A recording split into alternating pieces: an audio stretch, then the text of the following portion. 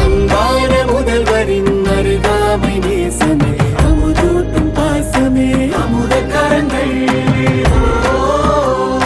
பசி என்று வருவோர்க்கு தலைவரே முன்னின்ற தாய் போல பரிமாறும் அமுத கரங்கள்